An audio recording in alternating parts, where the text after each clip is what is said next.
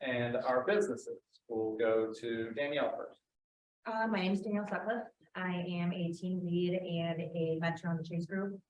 I started real estate about 3 years ago. I sold one home in the first year. And then I switched to the Chase Group when COVID happened. I quit bartending. And within my first 6 months, I sold 14 homes. I think a little over 3 million. So joining the team was pretty awesome. And then this year I'm at 39 homes sold, 3 under contract. And this is my second full year at real estate. And you didn't start at Keller Williams, right? I started at good old Key Realty and sold one home. So 140,000. We're happy to have you. Pasadyn? Yeah, I am Mike Pasadyn, aka the Big Bad Listing Daddy. I am a team lead for the Golden Group there in the back. Eddie loves me the most, I think. We started at Howard Hanna and came over to Keller Williams about 4 years ago now. And we've grown from a nice $12 million a year team to a $50 million a year team. We're almost there. So this year I've done 27, I think, deals, but I have kind of switched more to commercial than residential as of late, and that was a personal choice of mine. But yeah, other than that, just chugging along with 4 kids and trying to run a real estate business. It's a real treat. Does it count as like an also known as if you're the only person that calls yourself? It's like giving yourself a nickname. Nobody else wanted to give me the, so I had to give it to myself. All right, and last and certainly not least, Andrew Ginter. I'm Andrew. I probably talked to lots of you on the phone, but have not met all of you face to face yet. So come up and introduce yourself to me afterwards if we haven't met yet. I am the broker here, so if you haven't talked to me yet, you probably will at some point about a problem we've encountered. I was interested to talk about some of the history of this place early on, so that the associates had me beat by 1 year. I got my license in 2007 and came to this company in 2013 to open this office with a group of people, Nancy included. I'm not sure that there's anybody else in this room that wasn't part of that. Wow. Just forgetting about you. Your mom's for next week. Call the office. But it's been a good ride, and it's awesome to be in here today and think that that's like exactly 9 years ago. Yeah. At this point. And at this point, I am I've got a couple of guys that work with me, and we sell about 45 or so houses a year, and I spend probably about half of my time working on market center issues, and the other half of my time selling houses. We want to keep it at half your time on market center as well, which is why we're doing this today. So let's talk a little bit about the market's changing. That is this is a paired industry. So now that we all say that the market's changing, everyone's going to say the market's changing. We've been talking about it for 9 months, but how are we actually seeing it change, right? Whether it's with a buyer or a seller, what's the biggest difference you've noticed again 6 months ago? And how are you adjusting? For me? Yeah. Well, for the buyer side, we're not seeing 10 to 20 offers on each house. I am still seeing multiple offers, especially on ones that are priced right, ones that everyone wants moving ready. So I think it's important that we're still doing this today, because you are going to be seeing multiple offers until we start getting inventory. Selling side, I think sellers are still stuck in 2021, so they're overpricing their homes. And that's why we're seeing so many price drops. I think if realtors actually told their clients the truth, we would be selling more of those homes quicker. But a lot of people are trying to buy the listing, unfortunately. So hopefully KW we're not. Yeah, we've talked a little bit about it in our group. The inventory still seems relatively low, but it doesn't seem as crazy as it once was, last year. Which is interesting. I think the showings on a lot of my listings have been not non-existent, but obviously it's gone back to I feel like it's gone back to the 2018 time, but that's all I can reference because that's when I started. So what does that mean? So, 3 or 4 showings in a day at most. Not a ton of them. You get one or two offers, and you're going back to your seller going, hey guys, let's be realistic. This is the market and this is the way that it is now. I mean, my neighborhood's a perfect example. I listed a house right next door to me. In May, we had like 20 showings and 1 offer over ask. I told my seller to jump on that and take it down the street screaming. And we've had, 4 other listings in our neighborhood pop since then. And all of them have been on the market for more than a week. And there's one that's been on the market now for about 3 weeks, which is kind of astonishing, but it's definitely days on market are increasing, and you're gonna have to start having some serious conversations with your sellers, and it's gonna be a lot easier to run buyers again, because we're gonna get closing costs back and deals on houses that we weren't getting for 2 years, so. I can say the last 3 buyers that I've personally gotten under contract, one of them was about 20% under list price, and the other 2 were in multiple offers and just right at list price. So other people were writing offers on houses that were 2 days on the market at under list price numbers.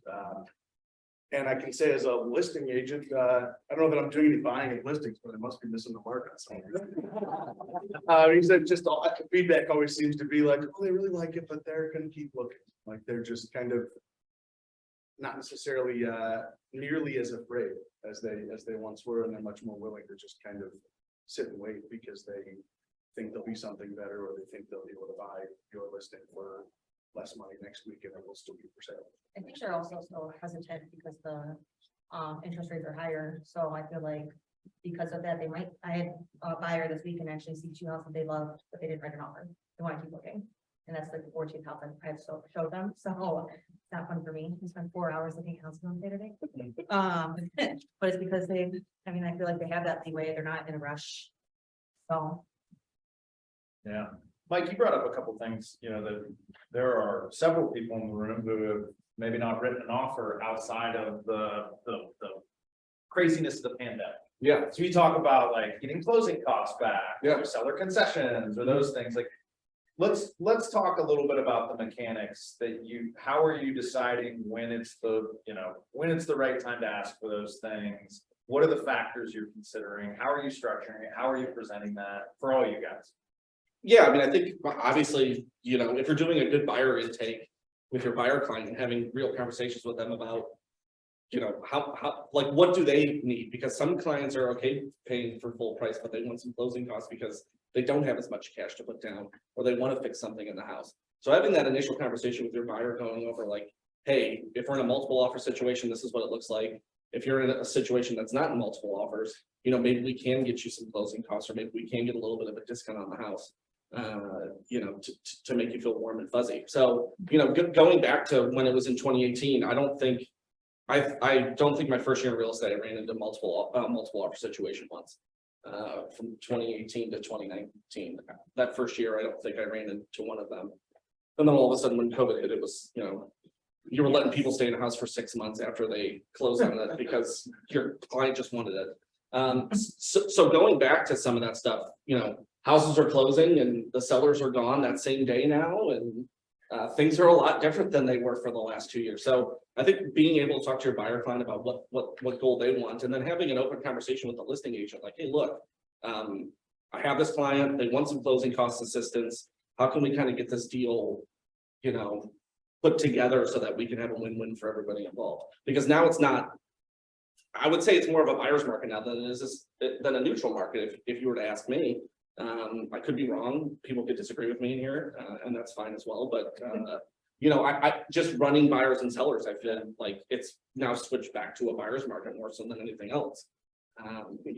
You're right, only because it's relative to like current and future demand. Yes. And when we talk about a buyer's market or a seller's market, is based on 6 months average of sales, and that's still a skewed 6 months for probably another 3 months. Right, so end of first quarter, we'll finally be looking at 6 months of time at which buyers were acting the way they're acting now, right? So with way less activity and way less pulling of the trigger, it feels like there's a third or a quarter of the amount of buyers there once was. They're all still out there. They're just kind of sitting on the fence. It feels like, for whatever reason. Waiting for the perfect one. Yes. Yeah.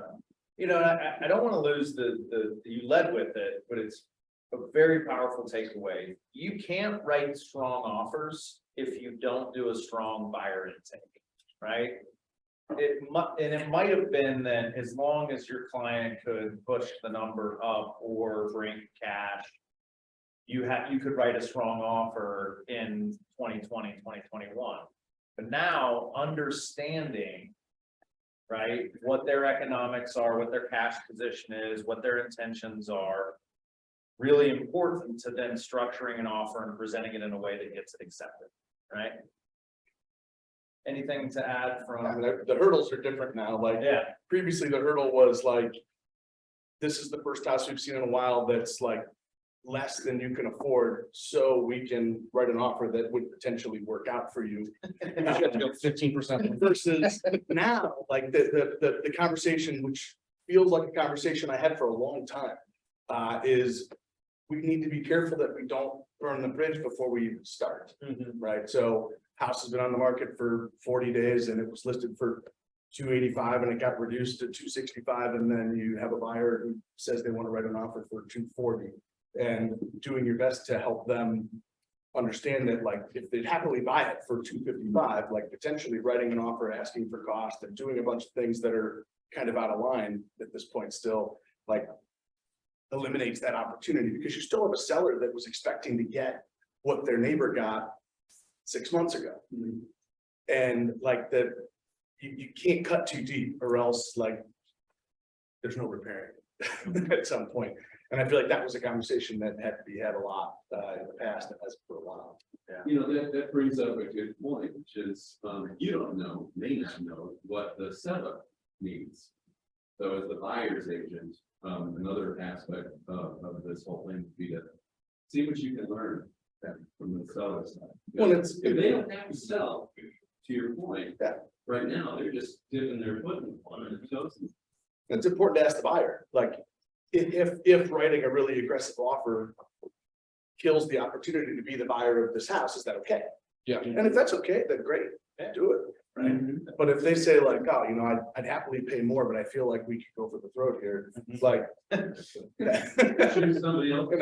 yeah, You know, so it really depends, but I mean, that's always been a part of the conversation, is like, how do we want to write an offer based on how important is it that tomorrow we have a contract? Yeah. And that's gonna be different with every house, let alone their own, whatever their own situation is. right. Yep. And Danielle, you mentioned something initially, how do you, around like, you know, if it's a move-in ready, if it's the right house, you're still hanging up in multiples. How are you leveraging the context of the situation to help your clients put together better offers? Like, how are you presenting that information? Like, hey, look, this is going to be a multiple offer. Oh, I mean, before we even go see it, I always look and see how many showings there are. I try to. That right there is gonna tell me how many, or if we might be in a multiple offer situation, if the list agent's lying or not. So unfortunately, we can't prove that either. But that's why we utilize some of the addendums we have, if we think that, which we'll probably go over, I'm sure. But. We repeat the question.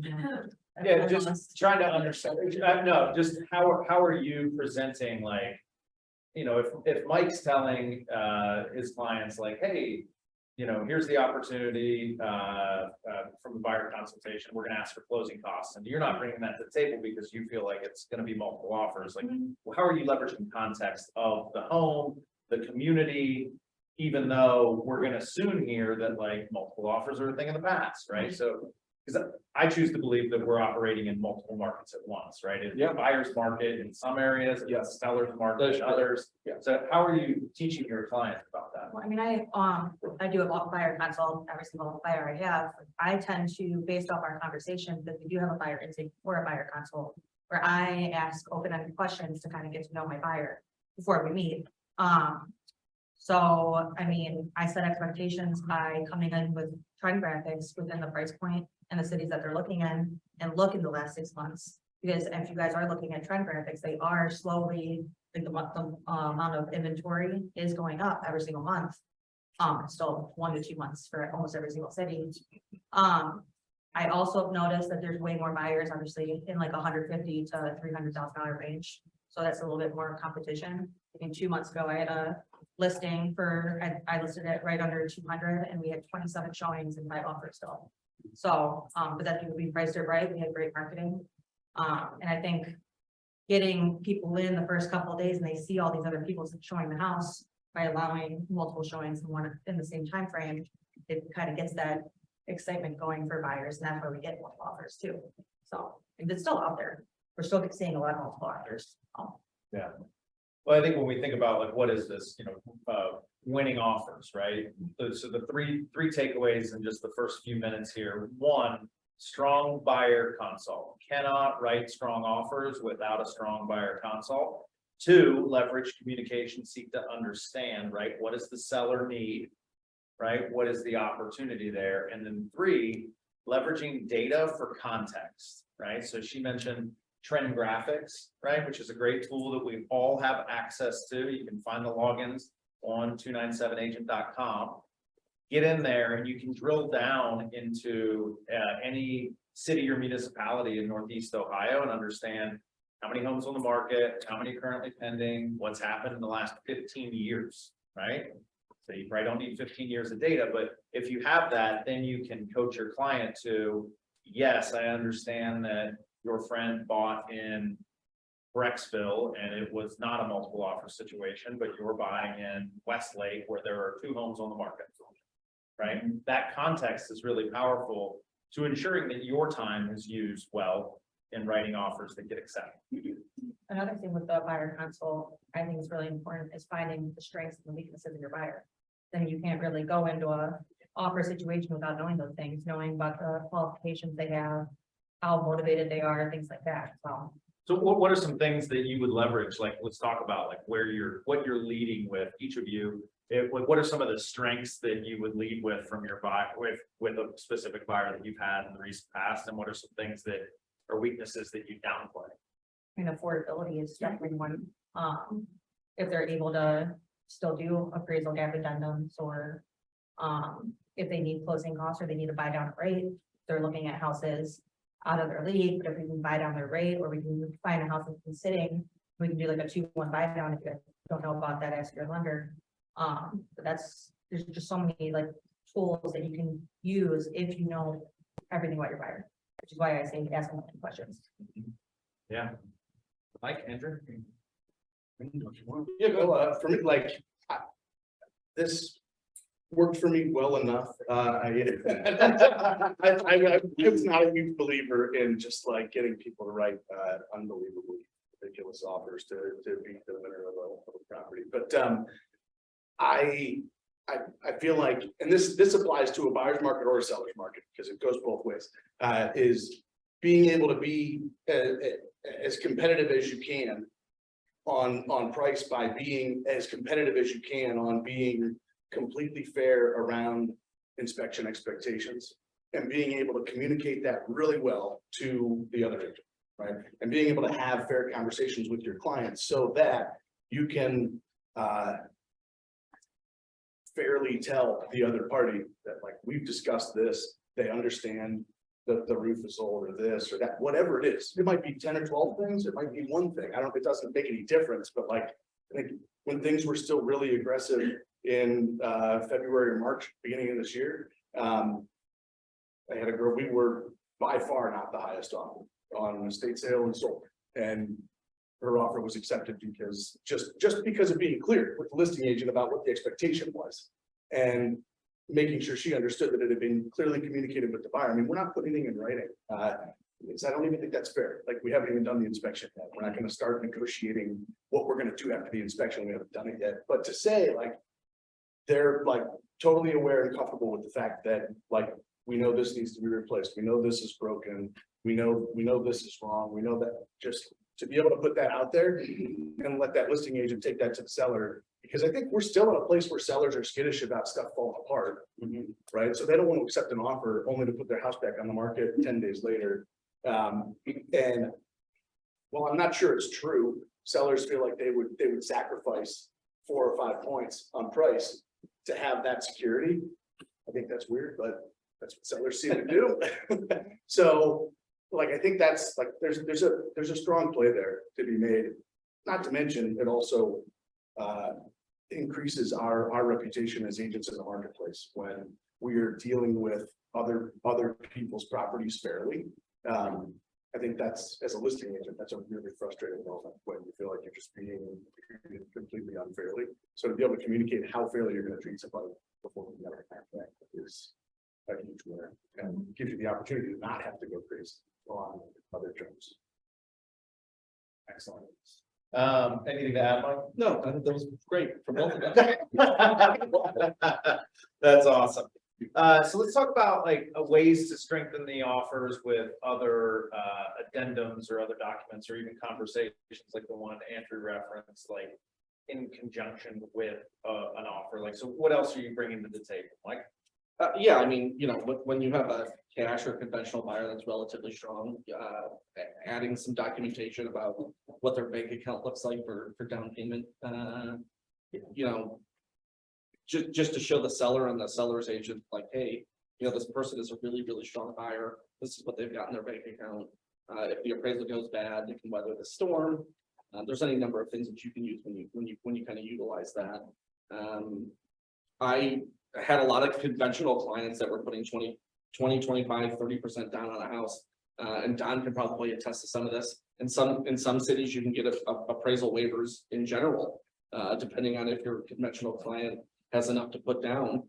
So making sure you got something from the lender saying, hey, look, like they put 25% down on this house and they're buying it for X, as the contract states, we don't have to do an appraisal.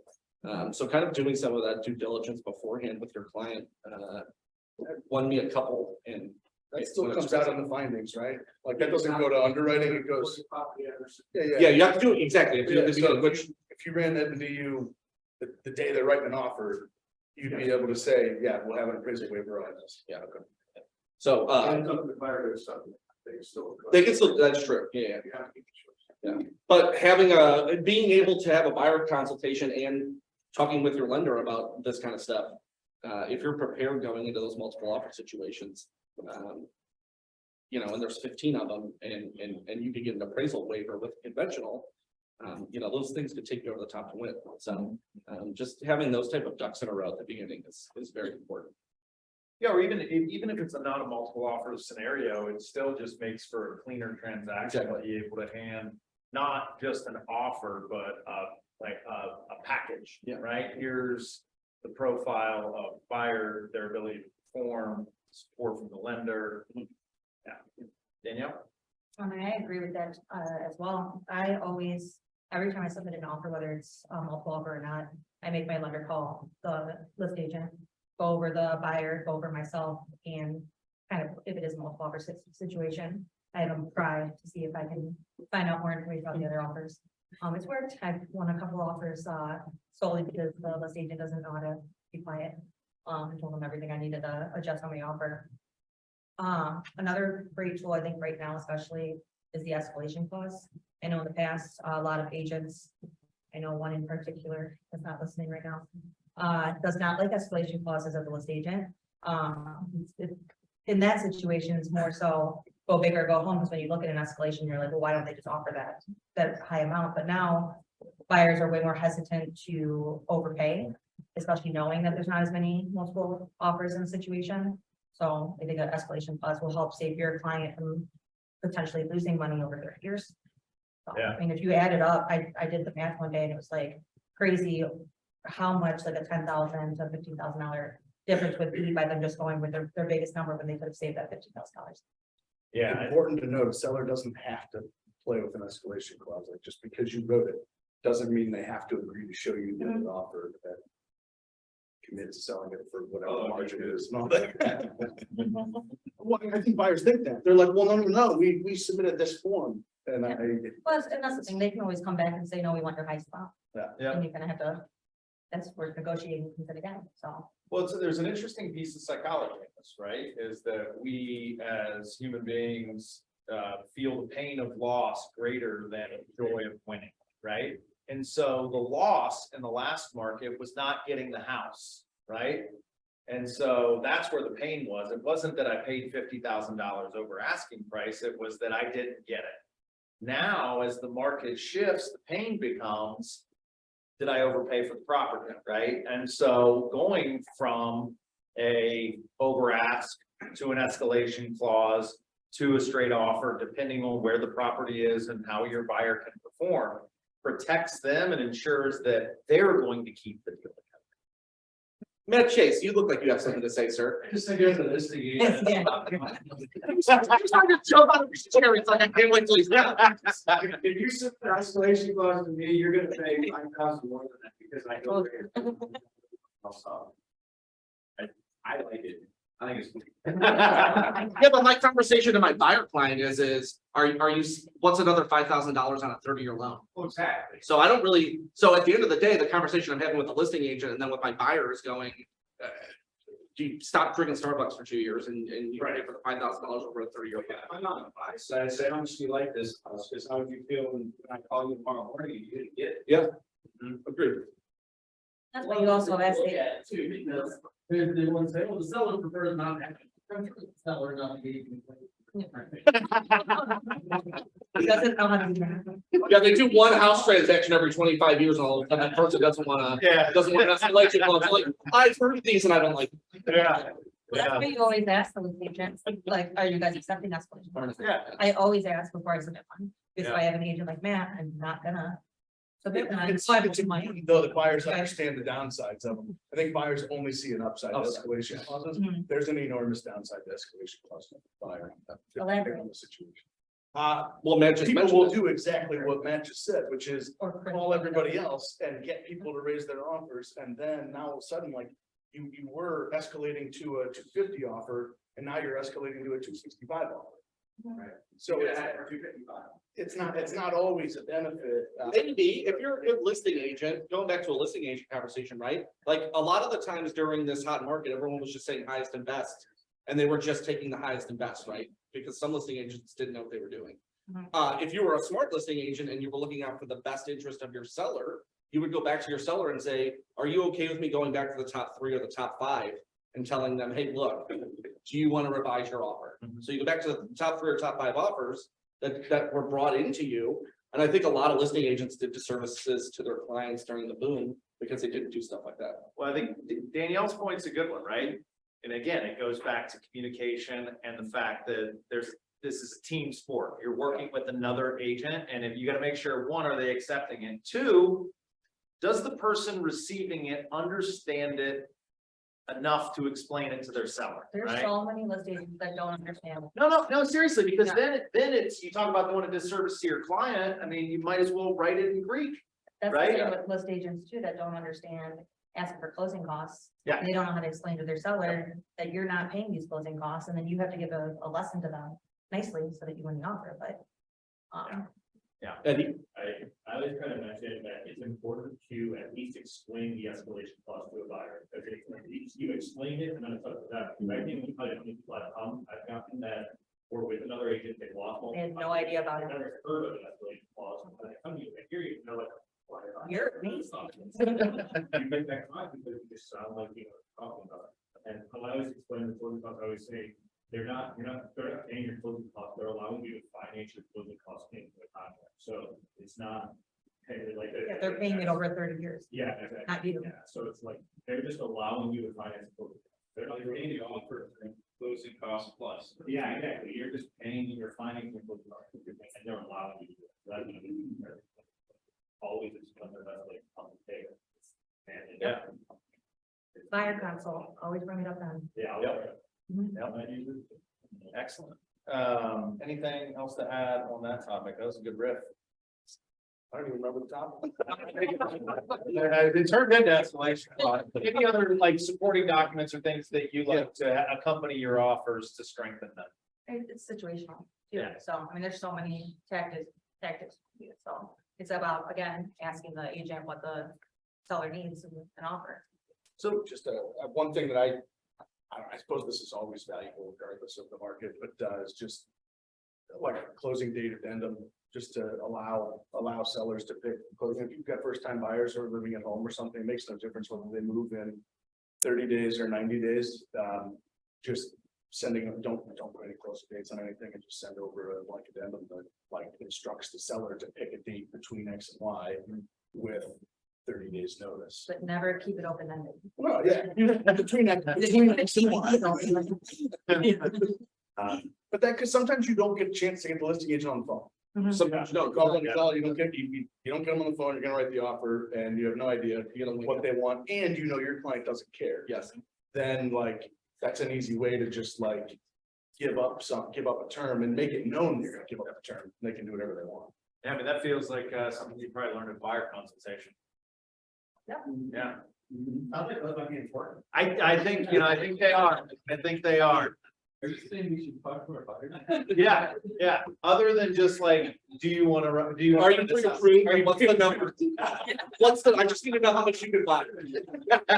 That's pre-approved. Yeah, yeah, yeah. All right, so, one thing, all you guys list homes, right? Yeah. What is something that when you're on receive for it, you're like, I know this is gonna be a good agent to work with. I know that this is a deal. I know we can get a deal together. Like, what are some of the behaviors that you're on receive for on the list side that get you excited about it?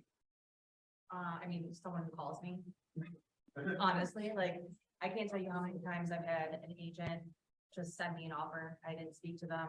They didn't even read the broker remarks for what my seller's looking for either. I actually one time had a agent send an offer through a Xerox machine, and I had to search to find out who the agent was within the document, because he never called me, he never did anything. And I don't even think he showed them all, honestly. I looked through showing that too. But I mean, like, that's where I think, wow, this agent's lazy, doesn't care about their client, or I feel bad for the client, honestly.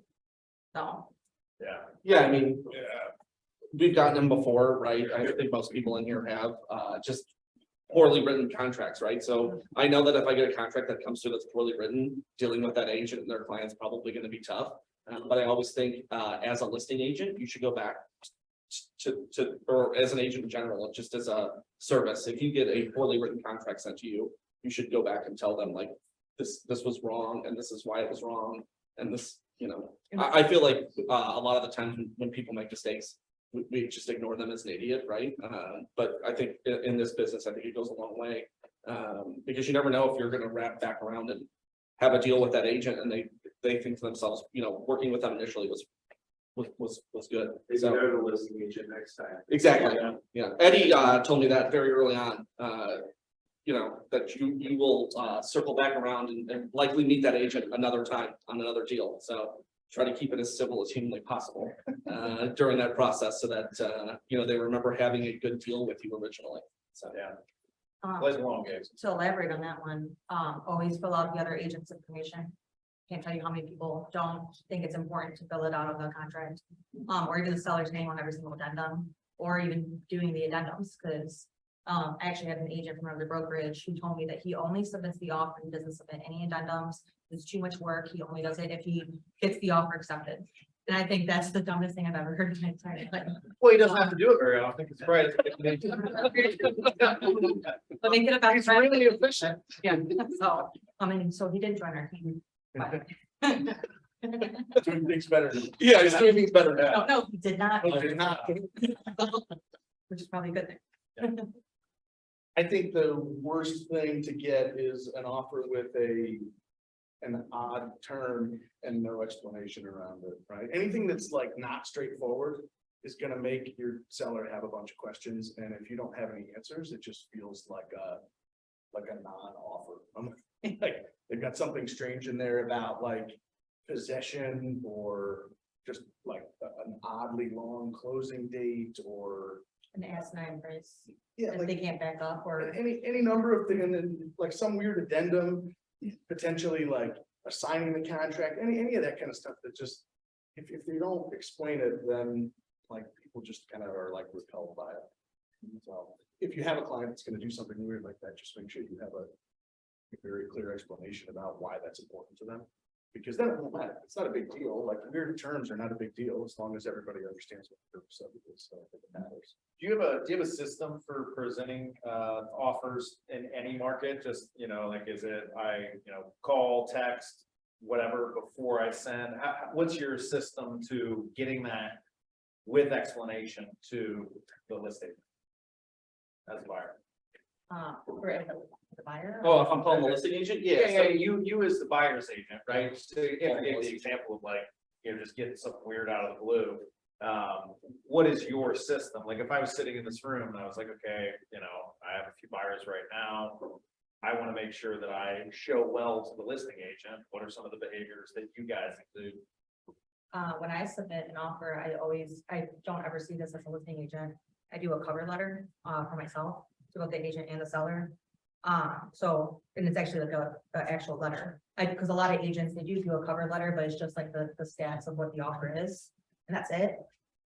So my first paragraph, I always talk about the team behind the offer, so myself, because I always determine the inspector before we even write an offer. I go over inspectors and let them choose, because you never know if you have to call them at the drop of a hat. So inspector, lender, title company, my transaction coordinator, I just talk everybody up. Second paragraph, I talk about the buyer, but I don't hit anything about fair housing stuff. I talk about what they loved about the home. I talk about what I loved about the home. I kind of try to butter up that seller, because a lot of them play on emotions. Then I do the summary, and within the summary, if something's a little different, I explain it next to those items. Like say, if I did an as is inspection, which by the way, never write as is, go and I learned this through Ginter one time. I think it's line 160 or something on the contract, or the paragraph, you cross out number 2 and have your buyer initial. Don't ever write it in the contract. There's a lot of liability with that, and lawyers. a lot of gray area there still, a lot of gray area. And then Andrew gets annoyed by the other broker and things like that, so save him. And then the last one, I thank both of them for considering the offer. And I think that'll really make you stand out as an agent. Yeah, very similar. You try to call the listing agent. If you don't get a hold of them, you chalk that up as a loss, because time is of the essence sometimes in real estate, of course. So, type up the offer, get it sent by your buyer. I usually will send it via dot loop. If it doesn't say, don't send it to me via dot loop and broker's remarks. But I will also send them an email with the entire contract in one PDF, and I've got the bullet points of the offer, and call, text, or email the BBLT if you've got any extra question. Like, wow, man, this guy. Yeah, they're like signing it on fire. That's how Eddie gets most of his clients, actually. So they're just coming from base. They come downhill. Yeah. And I supply some of the same information that Danielle's talking about, just in the body of the, like just the basic stats, and then a short paragraph about anything we want to point out specific, like if there are specific like inspection items we want to talk about, that we're going to say like we already understand, whatever. Some brief things about the buyer, similar to what Danielle said, more about like either what they liked or what's positive about them just as a purchaser, as opposed to a person, right? And then I call them until they answer the phone. Power dialing. All right. One thing about email versus the cover letter though is, the reason I do a cover letter is because you always know it's gonna get in front of the seller too. Because I mean, how many times, The offer, because most agents don't know how to separate all that kind of stuff, so they'll typically be involved. The seller's reading that, hopefully. What other questions do we have for them? Yeah. Another thing that came up in the past year when the market was so competitive is that inspections became such an item for negotiation contingency.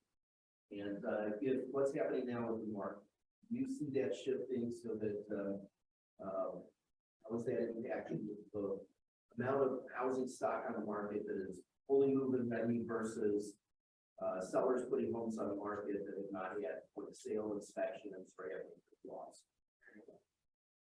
And I think as it gets more competitive, like it's the way it's supposed to be. Buyers having to have like a more complete opportunity to understand what they're buying and make sure that they're happy with it, because they don't have to compete as much. And I think that'll just continue to get more and more normal as we go here for the next couple of years. Depending on where you're at, it's already totally normal. I last week wrote an offer on a condo where the seller wouldn't accept any offers with inspections. That was odd, but it's a condo. Kind of, who cares? I mean, there's not that much to inspect in a condo where there's like, you know, a whole building heating system and all that. Like, what are you doing? Like flushing toilets and running faucets? It's not that much there. But I think it'll just get more and more normal. I have a question to your comment there. What kind of liabilities open up to the listing agent when the seller says I'm not going to let anybody find the property? No. Yeah, it's a seller's property. They're only potentially shooting themselves in the foot, right? But I mean, if that's what they want to do. This was a case where the guy moved overseas, all of his family lives overseas. He just doesn't, he'd rather sell it for 15% less to somebody who's just gonna close. And that was, I mean, we were in multiple offers. It was listed for 20% less than all the other condos in the building. And we got it for this price. So, plumbing shut-offs don't cost 20 grand. Well, it depends what contract you hire. This guy is a builder. He's buying it for his aunt who had a stroke or something, and so she can't, so she has to move into a condo. So long story, but yeah, he's like, I don't care. What else? Anything else? Questions? All right, must have been really good. Let's get some ahas and some things that everyone might start doing differently as a result of some of what was shared today. I saw Nancy. Nancy's Yeah. Yeah. Something worth doing. I don't know. I thought the Chase brothers are finally starting to get it together. Yeah, yeah. I think they might make it in this industry. Yeah. About, bringing up the roof, we understand the result, but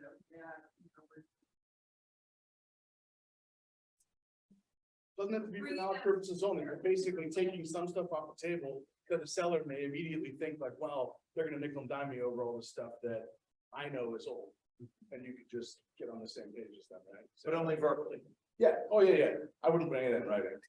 You can put it in an email, but you're not saying like, we're not gonna ask you for any of this guaranteed. You're just saying like, my buyer totally understands that the furnace is old from 1970, and they would like central air, so they're expecting to replace it. Like, so just saying that kind of takes that off the table for the seller's perspective that like, oh, they're not gonna like ask me for $3,500 towards replacing the furnace. To add to that, I pride myself this year, I have not had any contract fall out all year. Oh, Did it age yourself?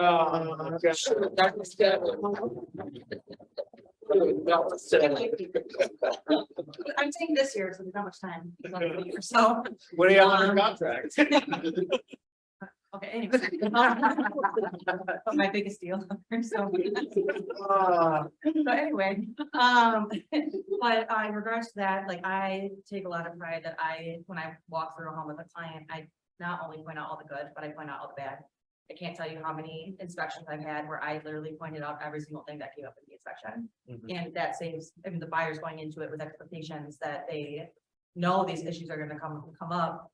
And then that's also part of the buyer console is I sit there and I explain what the inspection is, because a lot of people still think an inspection is like the way for them to get money off a home. It's a way for them to fix things, and they're already going in there like, I can't wait to get this seller. But I always talk to them about how a inspection is the blueprint to a home. Instead of us going after the seller, it's the way that you are going to be able to budget for future expenses. Yeah. And then I do say, like, if there is health and safety issues that pop up or something's completely broken, obviously, then we can negotiate, but we're not gonna nitpick, especially in this market. We're still not. How did you build that skill set, or do you have a background as a contractor? I go to every single one of my inspections and I stand next to the inspector the entire time and learn I learn something new in every single inspection. So I highly advise, especially on new agents, find an agent who does a lot of sales as a buying agent and ask if you can attend every single inspection with them. Because that's the only way you're gonna learn. I also YouTube things, like I didn't know anything about septic. One time when I got under contract on the septic and I sat and studied for like 3 hours about septic. It's good shit, at least you know something. I've only had one deal with septic and it's still But I think that, occasionally you'll see those things That was my pop up on fault. the Facebook group, like, oh, I need somebody to do this inspection for, I'll pay you $100 to do it or $50 to do it. Like, that is a fantastic opportunity to just be on an inspector's hip, right? You guys wouldn't object if somebody was peering over your shoulder the entire time. And then have that, you know, as a knowledge set to take with you into the next opportunity. Scott Phillips made fun of me as long as I've had a license for going to inspections, and I always thought it was a good idea. Always seemed important.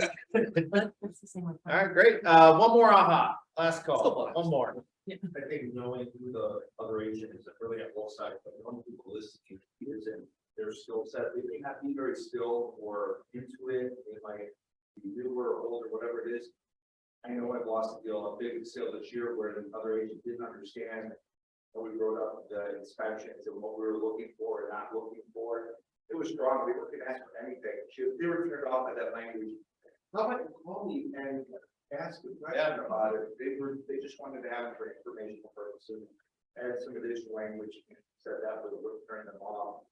And, you know, that's not something I want to hear, but having that conversation, maybe I could have, you know, they never called me back, but I wanted to have that conversation, so she understood what our expectations were, what we were looking for, what we weren't looking for. But she never called me back, there's multiple offers, and she came back with, the text messages. They were turned off by that language, so, you know, they probably lost some money on that, but, you know, knowing who you're dealing with and what their knowledge is. In regards to that, every single offer I put in, I don't know if everyone has home stamp, but if you don't, I have suggested getting it because you can go look up every single agent and see what their sales were for the past 2 years. And so every time I put an offer in, I go look at that, I can see the stats, I can see their list versus sale price. You can see exactly what their average percentage is, and you can see how strong of an agent they are versus if they're brand new and have 0 sales, which I think is a really cool tool. Yeah. Context matters. Great one. All right, guys, let's give it up for the panel.